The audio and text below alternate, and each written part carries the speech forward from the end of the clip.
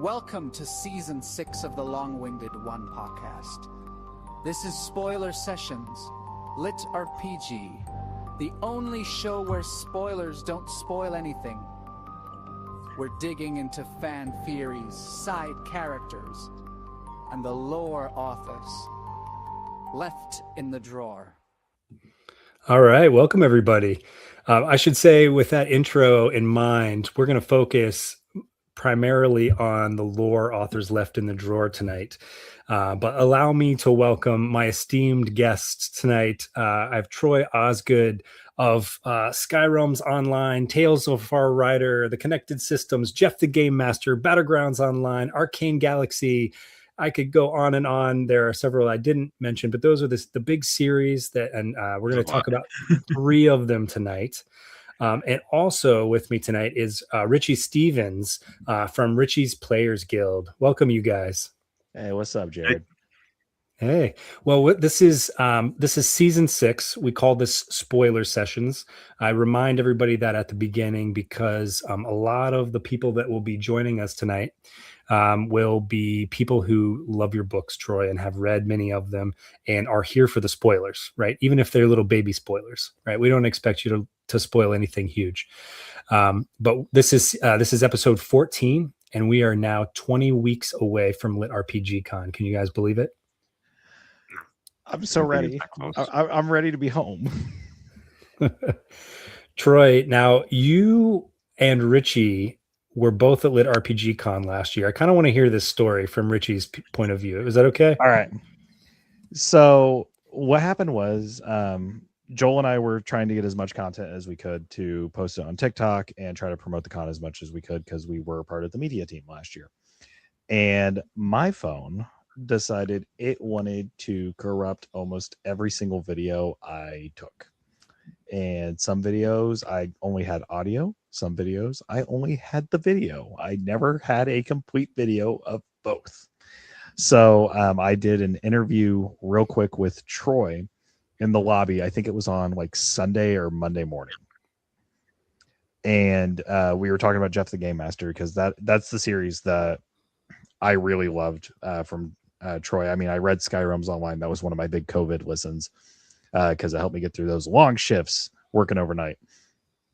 But Jeff the Gamemaster was just one that I really enjoyed. It was a unique premise, and we got to talk about it, and I was ready to go home and post it and edit it to where I can get multiple different clips out of it. Corruption. So only cried for like 5 hours. It's fine. We all have those stories of like, somebody's microphone wasn't working or whatever. That was our one with Jack. I had a few at LitRPG Con where the network to the streaming to YouTube was terrible. Troy, does that story line up with what you remember at LitRPG Con? Oh yeah. You're supposed to say no. Here's my. Well, it was after the fire alarm went off, so I was pretty tired that morning. Oh man, yeah, that's right. I do remember that night. Yes, we were up very late. Well, so Troy, the thing that you and I share in common is that we share a geographic region. Now you're not a masshole like I am, but you are a Patriots fan, so that's a good thing. Yes, I am. I had this fleeting thought last week. I was like, we should totally coordinate and wear like Red Sox and Patriots stuff. But it just never came to fruition. But you apparently picked up on what I was sending out into the universe. Yeah. I have about 20 different hats. They're all Patriots hats. And I wear one for about a year, then I get a new one. Yeah. It's actually one of the older ones. I just grabbed it real quick. So I want to ask you about your Facebook profile picture, which is in front of, or at least was in front of, the Loon Mountain sign. Are you guys snowboarders? Your family skiers, mountain bikers? No, I haven't skied. Actually, I learned to ski when I was a kid, and then I went decades without skiing. And then we decided to get our kids some lessons so they at least could know how to ski. So in case their friends wanted to take them, they could at least go down the hill without killing themselves. Yep. So the first time I ever brought them the lessons was the first time I had skied in like decades, but we've never skied Loon. Went up to Con. No, that was Lincoln. So we just went away for a couple days and went up to Loon and did the gondola up there, and then Did Clocks Trading Post and Yeah, other things in that general area. Oh man, I love it up there. But anyway, well, I could sometimes I get off track and could talk go off on tangents. Richie, you know what I'm talking about. Oh, I know exactly what you're talking about. Yeah. Well, so I think people are here. If they're on this video, whether it's live or after the fact, they want to know about your books, and we're going to focus in on Sky Realms Online tonight, Tales of a Far Rider, and the Connected System. And so I was wondering maybe if you could just go down the list and let's give us like a high level synopsis of the series, including who the main character is, so that when we talk about the main characters later, if you reference somebody's name, there, people will know which stories you're talking about. The Sky Realms was my first voyage into Lit RPG, and that one kind of came about based on the character Hall, which was my first character's name in my first MMORPG I ever played, which was Ultima Online. And my character was named Hall there, and I have no idea where I came up with the name and why I came up with that name. It just the name I came up with.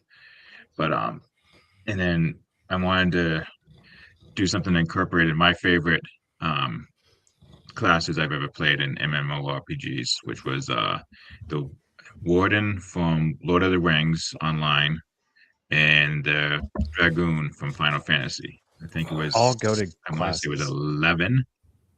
I think it was the one that came out right before World of Warcraft, because I left that game to go play World of Warcraft. But I've always loved the Dragoon. Hated the game, hated Final Fantasy 11. There was such a grind, but I loved the Dragoon class. Mm-hmm. So then I just kind of started developing the world around that. And the original plan was a book a level. So every book would be a new level for Hall. I've never liked going the really fast-paced progression, where you get 10 levels, 20 levels in one book. I kind of try to slow it down a little bit, which causes some issues here and there. But well, I think sometimes the original plan was like 20 books, 25 books, because the level 25 was going to be the big level. And then it just didn't work out that way. But that one's just a typical trapped in the game, trying to figure out what's going on kind of series. And then let's see, Tales of a Far Rider. The first book I ever self-published was called The Skeleton Stone in 2016. I had no clue what I was doing, but it was the first book I ever wrote and finished. 2016. Wow, that was early on. Like we're talking like a year into the Lit RPG group. This one wasn't even a Lit RPG. This was just a straight fantasy. I didn't even know Lit RPG existed at that time. Yep. And never went anywhere. Then I published it's a progression. Realms. It's a progression. It is now. Yeah. Okay. It didn't start out that way. So what happened was, after the 3 series, Sky Realms, Jeff, and Battlegrounds, Aethon Publishing had a opportunity to get in on the Yonder, which was a serial app, pay per read kind of app. So I was able to get in on that, and I needed a story turned around pretty quickly. So I grabbed my old Skeleton Stone and converted it into a progression. Added a bunch of chapters here and there, a bunch of stuff into it, and so it became it's kind of a slow progression. It's not a pure Lit RPG. There's no stats or anything like that, but it became a progression. Mm-hmm.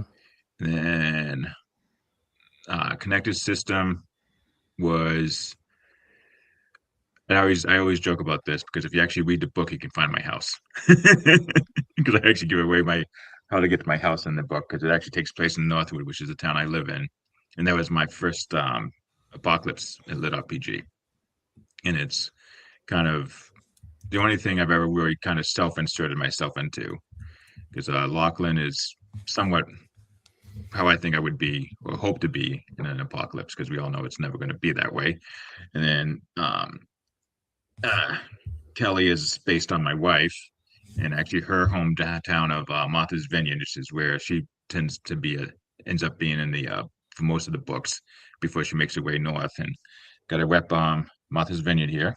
I love it. Black dog. Yeah, I lived on the vineyard for a summer. I was a manny, Yeah. if you can believe it. Yeah. And that's the thing to do when you're a young male, trust me. No, my wife was born on the vineyard, so we go down there all the time. What town? She and my kids are actually down there right now. Uh, I had to stay home take care of some stuff, but they went down there for a couple of days over Nice. vacation. Edgartown or Oak Bluffs? West Tisbury. Oh yeah. Is Okay. where her mom would. Yeah, is where her mom lived. So we have a place in West Tisbury. Now the Martha's Vineyard is very different in the winter than it is in the summer. It is. It's dead. Ghost town. Yeah. It's absolutely dead. Every place is closed, which is why we go down. There's no tourists. So before we had the kids, me and my wife never went during the summer. We avoided the summer like a plague. Well, now that we got the kids, we have to go down during the summer. It's just tough, man. Yeah. So when I was down there, I was working with one of my students during the summer, and his parents said, why don't you come down and you can kind of be his nanny for the summer. I was young, I was in grad school, and it was during those shark tournaments that they did down there. And for everybody else listening, the vineyard is where Jaws was filmed. And and I was in this boat. Sorry, this is a great story. I got to tell it. So we were out in Chappaquiddick Bay, and the kid. So they had a boat there, and we had a raft, and the kid would not go out on the raft by himself, but the raft wasn't big enough for two people. And I was like, I'll go out with him, but I didn't discover it wasn't big enough for two people till I was out there. And so basically what they did is he sat on the raft, and then I hung onto the back, and they trolled me around Chappie Bay during a shark fishing tournament. And where they filmed Jaws. Anyway, that's my experience with Martha's Vineyard. You're welcome. Now you drive by that bridge. Oh, wow. The famous bridge from the movie. It's always packed with people trying to jumping off of it. See, that movie's just human propaganda against sharks. Yeah. You might feel differently if you're in the mouth of a great white, but anyway, sorry, another tangent. So Troy, there's another series I briefly want to talk about, even though we're not going to drill into it too much tonight, and that's Jeff the Gamemaster.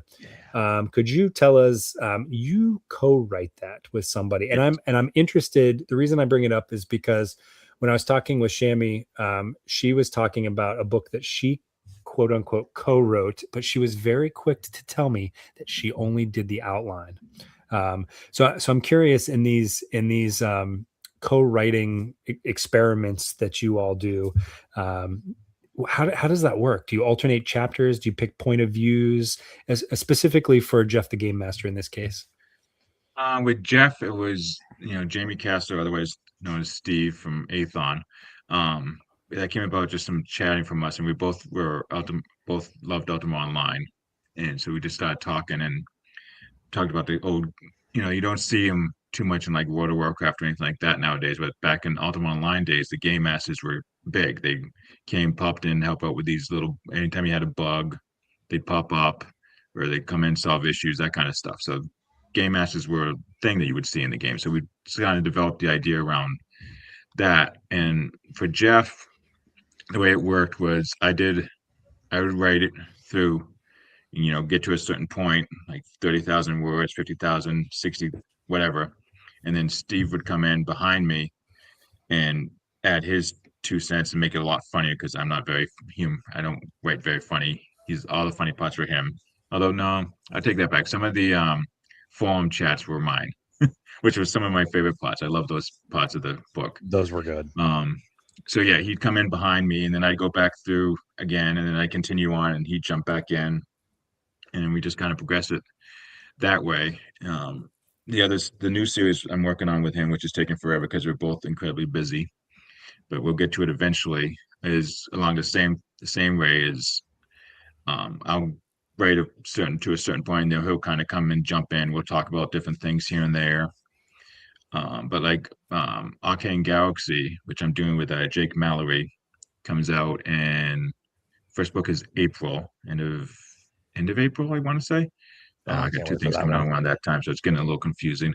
But that one was more, I provided kind of the universe and the kind of concept, and then kind of let him run with it. And then I provided all the interludes I wrote, here and there, and we'd talk about different plot points. I'd come up, hey, why don't we do this? Add this in. So he'd write it. I'd come in behind him and kind of add a little bit here and there as it went along, and I wrote the interludes for some of the different characters. Are we allowed to know what that story is going to be about? Yeah, that one is a guy gets he's a SAS operative, and he's on a mission, and they're trying to recover an object, and through a bunch of different things, he and a couple other guys get transported to this galaxy, which has a system. So he gets involved into the system and kind of gets on the wrong end of the people in charge of the galaxy. Yeah. So it's all about him trying to get out of that, and it's just wild and crazy. There was this meme, I can never pronounce that right. It had Anakin Skywalker talking to Obi-Wan, and he says something about how do we get ourselves out of these messes, and Obi-Wan says something like by making a bigger mess so that the other one doesn't matter anymore. And I sent it to Jake, and we're like, this is Arcane Galaxy, and that's exactly what it is they just get the messes just get bigger and crazier and wild. And Jake Mallory I love his writing. He's got a bunch of different stuff out there that everybody needs to check out because it is just pure Merlin. It's just insane. Now so he provided a nice tryst to my style. So is he the Welcome to the Dark Ages guy? Yep. Yeah, that's what I thought. So yeah, that one's just under the Mallory name. That's the Mallory. Yeah, but yeah, still, that's most of his stuff comes out as just Mallory. Yeah, published. Yeah. So I have not talked to him yet, but I have a fascination with Dark Age Welsh history, and so Mallory is a reference to Sir Thomas Mallory, who wrote the first Le Morte d'Arthur. So he's it was really the first major Arthur story. So much respect. If you can get an episode with him on it, invite Sam. She'll love that because she loves that series. That's her new dungeon crawler, Carl. So nice. Well, let's get into this a little bit. So we have about 13 minutes left here, and I want to go to the first question, Troy, which is about Tales of a Far Rider, and you had said that there was kind of an original book 2 that is unwritten. And by the way, Ryan Maxwell's in the chat, and he said, Jared, Troy, and Richey, this is a star-studded lineup. What's up, Ryan? So if you could tell us a little bit about, I know you talked a little bit about it already, but tell us about that, or the unwritten book 2. When I created the Skeleton Stone, I created this whole universe called Tail Weaver's Song, and it was basically about this organization called the Far Riders. And I've never really played D&D that much through the years, but I've always loved the lore and the concepts. I read all the Forgotten Realms books, and I loved the Hoppers organization. All these mysterious people that are everywhere doing good, but sometimes people didn't think they were necessarily doing good. So that's where the Far Riders concept came from. And so the Skeleton Stone was starred Cullen Hawkfall. Then book 2, which got published, was called the Orc Plains, and I ended up unpublishing that one. And I'm probably not, I don't know if I'll ever do anything with it, but that was 2 different characters who were also Far Riders. And I had this whole series of 5 or 6 novels I wanted to write with different main characters, all these different Far Riders across the world. And one of them was going to be in this one kingdom isolated, and it was going to be about this bow that got stolen from a kid up there that was left to him by his father. Never got written, so I ended up converting that idea into Tales of the Far Rider 2. Can I messed around with it a little bit to make more sense with what I had done for Tales of the Far Rider 1, so it kind of worked seamlessly kind of together. But Cullen Hawkfall was never supposed to be the star of that book.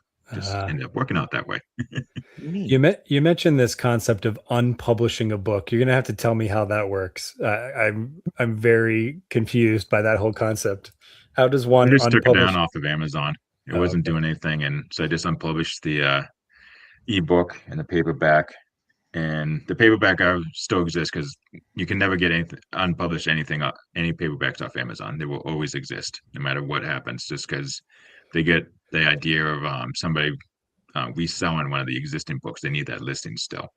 So if somebody bought the book and wants to resell it, so the listing is still there, even though it says unavailable. But well, it's a cautionary tale for people. I originally had done a hardback version of one of my books on Amazon and was like, holy crap, this thing is $50 on Amazon. I'm gonna pull it down and do like Ingram Press or Ingram Spark rather. And I unpublished it and the damn thing is still there and will always be there. You're absolutely right, Troy. It's so frustrating. Yeah. And then usually the hardcover, if you do an ad or something, hardcover is what shows up first. So be careful what you put on Amazon because it never goes away. Well, Richey, do you have any questions about the Tales of a Far Rider before we go to the next question? No, because this is one I've actually not read yet.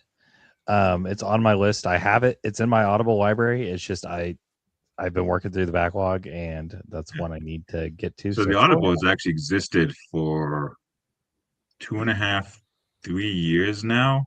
Yeah, it came out in 2023. Yeah, because it was part of the Yonder deal. So Yonder had a 2-year exclusivity. So we had to wait.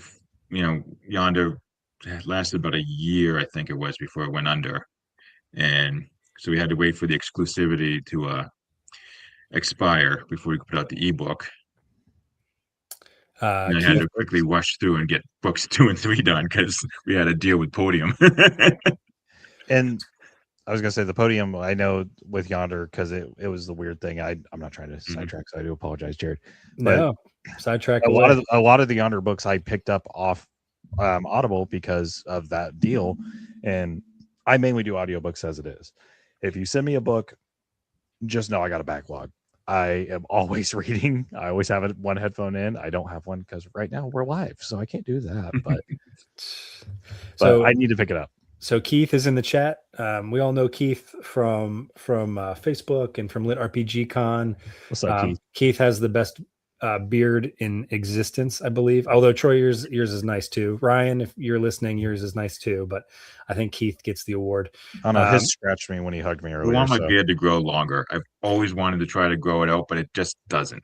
It gets to a certain point, just gets scraggly and just stops growing. I want it to, but no. So see, mine gets to a point and then I shave it and go back to this thing. I want this gone too. I know most people don't want to go gray, but I want to go fully gray. I want this gone.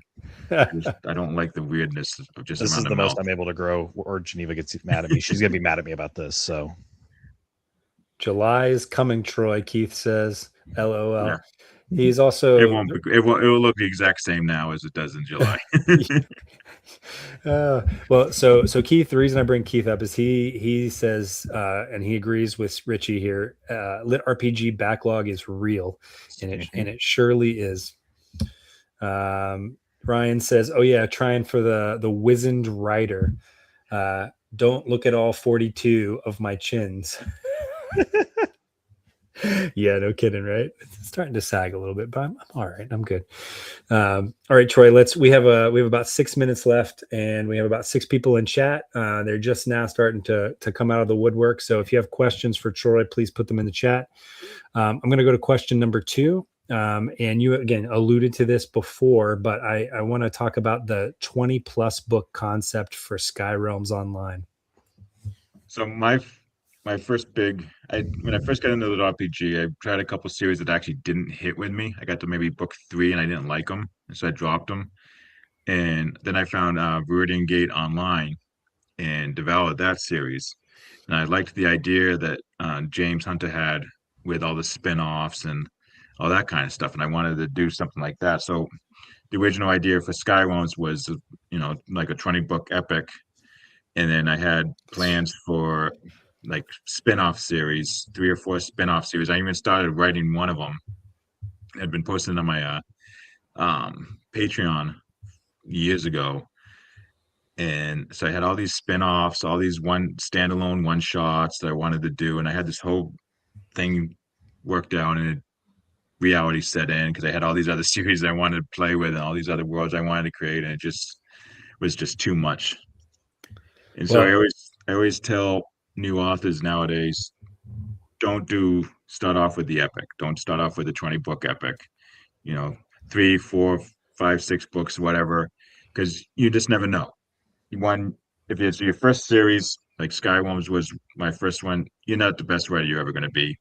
So you may not be able to do it justice. And then this sad reality is if it doesn't sell well, you don't want to be stuck in having to do all those books. Yeah. You want a bit of, so nowadays I plot in as with the little amount of plotting I do, because I'm a total pantser. I plan on 3 or 6 book arcs. See, Troy, have that eject button. I'm gonna call time out here. I used to consider myself a pantser, and I anybody that plans out a 20-book series, I don't know if I can call you a pantser. Well, when I planned it out, I didn't have a plan for each book. It was just like, it's going to be around 20 books. I wanted to fly around the world, and so each book would find a different island of the world. So it just was just the way that worked. It probably could have been 20, 25, 30, I don't know. So Ryan says Sky Realms Online was one of my early series reads. I really liked it. So let's go. We only have about 4 minutes left here. So I'm gonna take us to our third question. And this is the last one we're going to talk about before we find out what's going on, and we have some book release dates. Hopefully you can tell us about, because people are greedy for them. But I want to know about the time jump scenes in the connected system. Oh yeah, that was another one where I envisioned too far ahead for what the reality was. So I wanted to hit all the standard stuff that all the Apocalypse series do, treasure hunts and get into the multiverse and all that kind of stuff. And I have a bad habit of adding in all these little subplots that I don't end up getting to.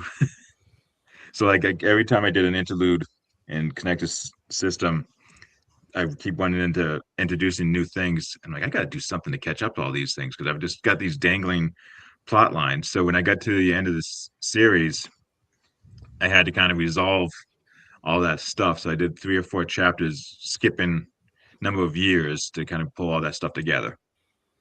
So where some people do the info dump in chapter 2 of book 1, that some people call the Treatise of Tedium, you're the book 3 or book 4, close up all the loose ends chapter. Yeah. So this one ended up like kind of more along the lines of like an epilogue. So next one was like a couple months after the end of the book. Then there was like 10 years, and then 50, then 100. Because it just, with the way it was working, there was no way I could resolve. Like I had one guy coming in from Asia, making his way across Asia and then Europe, and then he'd eventually come to the East Coast of the States, where Lachlan would have to face off against him. Mm-hmm. And I'm like, the way it's going, it'd be like book 12 or 20 by the time the guy even made it to the States. Yeah. So I just kind of had to push things forward a little bit. So for me, I'm finishing up a trilogy here shortly, and instead of doing an outline for book 3, I wrote down all of those loose ends that I needed to close up. I don't know if do you list those? Like, do you write them down? Just do you go through them? No, I probably should keep better track of it, but I end up every book I end up starting off with where I want to start and where I needed to end up to go over the overall big picture, and then I try to hit a couple of bullet points, that scenes that I want to happen in the book. Sometimes a new scene comes in, sometimes one of those scenes gets moved to another book, sometimes they don't happen. So So that's actually great advice, I think, for a new author, is to think of scenes as vignettes that you can paint, stories that you want to tell, things that you're excited about. That's great. Yeah, they may not happen. They make a change because I'm very much let my characters tell me what they want to do, and instead of trying to fight with them and make them do what I want to do, they're living, breathing things, and they're going to tell me what they want to do. Ryan Maxwell says keeping track of things is for suckers, says the guy who forgets like 5 plot points until an editor points it out. Oh man, that never happens. Come on, guys. Damn, Ryan. Well, all right. So we have reached the 30-minute mark. Look at us. We're very punctual. But I want to know. We'll start with Richey. I want to know like what you have going on. Any dates that are coming up that we can be excited for, and where we can find you online. No dates at the moment, because I was in the process of moving and I didn't know how long it was going to take for me to get settled in, and was starting. I accepted a job offer as a transfer, so I'll be doing remote work now, and I have my schedule. So now I'm able to start like actually scheduling more and getting that figured out. Right now, you can find me at on TikTok at Rich Dolphus. That's just Rich and then DOLPHUS. It's a name that was inspired by the land, and Aileron's even like be like, hey, that's pretty cool. I like that. Or you can find me over on YouTube at Richey's Players Guild. That's my first name apostrophe players with an apostrophe and then guild.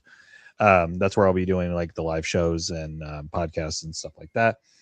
I will be posting my schedule like on TikTok, so that I would say that's probably the best form to follow me on media right now, or on Discord. You can add me at Rich Dolphus. I have the RPG Discord as well, where we just kind of hang out, have fun. And we'll get you hopefully to post your live shows on our calendar that we have. Where that I accepted the invite, so I just need to. Once I get them scheduled, I'll start posting and everything. I'm bad. Super helpful to have everything kind of so people can see who's going live when. Keith messaged me and said, finally was online when you were live. Hell to the yeah. So Troy, tell us what you have going on and any dates that are coming up. I'm sure you're going to be talking about some of these at LitRPG Con this year. Yeah, probably. End of March is Tales 2. Ebook. I don't know when the audio is going to happen for that one. Sometime in April, I can't remember the exact date. I'm horrible about this. Is Arcane Galaxy 1, and Daniel Wisniewski is doing the audio for that. My boy Dan. Funny story is actually at LitRPG Con. I had met Daniel and talked with him a little bit and heard some of the stuff he did, and he was on a panel with Steve from Athon, and after the panel, Steve's talking about, I'm like, I want Daniel on this book. He's like, okay. So, although I think we're going to probably drive Daniel to crit narrating with some of these names we purposely put into the book. These things, I don't even know how to pronounce them. I don't think you could. Typing on the keyboard and seeing what happens. He's a professional. You're talking to somebody who's written a Gaelic book, so So those are the first two coming out. Tales 3 will be coming out at some point, and that would be the end of that trilogy. If I ever go back to it, I always say I have plans to go back to everything at some point, except for Jeff. Sorry, but I doubt I ever will, because there's just too much other new stuff that's coming. And then Arcane Galaxy is a trilogy. The second book is done. Is in the editor's hands. Actually, no, I'm sorry. I just put the final edits back, so that one's done. I don't know when that will get on the schedule. We're about halfway through writing 3. I have a new series that will come out after Tales and Arcane that I need to get into Athon's hands. That one is 3 or 4 books. I don't know yet. Depends on how it goes. The first 2 books are written, and that one's showing up on my Patreon right now. The working title is All Card. I hate it. I'm probably gonna have to change it, but I just can't come up with anything else better yet. And then at some point I'll have the System Challenger, which is up on Royal Road right now and on my Patreon, will come out at some point. I just started book 3, so the first 2 books of that are written. And I have a ton of other stuff I jump back and forth on. I Good got God, too much Troy. stuff going on. Yeah, no kidding. So the moral of this story, what I'm taking away from this is you have a bunch of stuff. You don't really have many dates for us right now, but if people want to know those dates, would they follow on your Patreon, or where would they go for that? Patreon, I'm on Facebook all the time. Any of the LitRPG groups I'm in constantly. I'm pretty easy to find there. I got there's my Facebook group, which is Ozzy's Worlds, OSSY' Worlds. You can visit my website, which is Ozzy Writes, and I'm hang out in the Athon Discord a lot, but I'm pretty easy to find on Facebook. I'm in all the groups all the time. Well, Troy, thank you so much, and Richie, thank you so much. Do either of you have anything for the good of the order before we go? I goofed. I have an episode next week. We don't know the date yet, but Jez and I are talking, so we're gonna have something next week. Cool. So it was a reschedule because we were supposed to have one like 3 weeks ago, but he had to have surgery done so on his mouth, and so he couldn't really talk. He was in pain. So we have that rescheduled, and then we got to reschedule yours as well, Jared. I just realized that. Can't wait, man. I'm excited. But real quick, I just want to say thank you to both of you because you guys are both awesome. Jared, for what you do here and also in your writing. Troy, for your writing as well. Like I said, Sky Realms got me through a lot of long nights at COVID. I picked up, I think, the first box set, and I powered through it in like a shift and a half. Like I couldn't stop listening to it. If one headphone died, the other one went right in, and I was working 12-hour days. So I was going hard on those. And then of course, Jeff the Gamemaster, one of my favorites, has still to this day my favorite covers. Like those are just beautiful. Those things I love those covers. Shout out to Fernando because he did an amazing job on that. So, oh yeah. But our genre, you guys get people through some really hard things. They're funny. They're heartfelt. They have everything that people could possibly want in them. Even the deep moments. Like if it's going to be a gut punch, I want to make sure that I feel that. So like I've said it multiple times. I love this genre. It saved my life. So thank you both. Well, I think I'm just going to end there. Thank you guys so much for coming. Right? That was awesome. Richie, you're welcome to come on anytime to close out the podcast. All right, say less. I'll do it. All right. Have a good night, everybody. Right. And this is where